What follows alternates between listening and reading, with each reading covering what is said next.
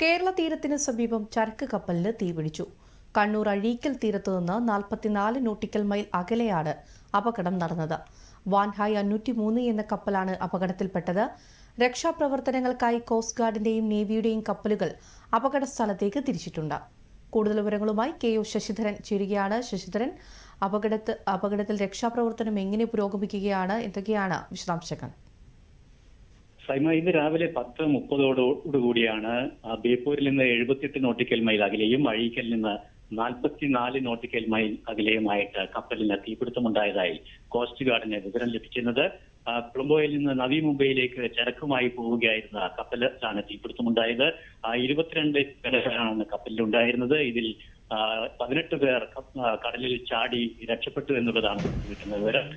Wan Hai 503 എന്ന പേരിലുള്ള ചരക്ക് കപ്പലാണ് ചരക്കുകളുമായിട്ട് പോകുന്ന സമയത്താണ് പലതവണ പൊട്ടിത്തെറിയും അതോടൊപ്പം തന്നെ തീപിടുത്തവും ഉണ്ടായി. കൊച്ചിയിൽ നിന്ന് കോസ്റ്റ് ഗാർഡും അതോടൊപ്പം തന്നെ മംഗളൂരിൽ നിന്ന് നേവിയും ഉൾപ്പെടെയുള്ള രക്ഷാപ്രവർത്തകർ സ്ഥലത്ത് എത്തി രക്ഷാപ്രവർത്തനം നടത്തി വരികയാണ്. ഇപ്പോഴും കപ്പലിൽ തീ കത്തിക്കൊണ്ടിരിക്കുകയാണ് എന്നുള്ളതാണ് നമുക്ക് ലഭിക്കുന്ന വിവരം.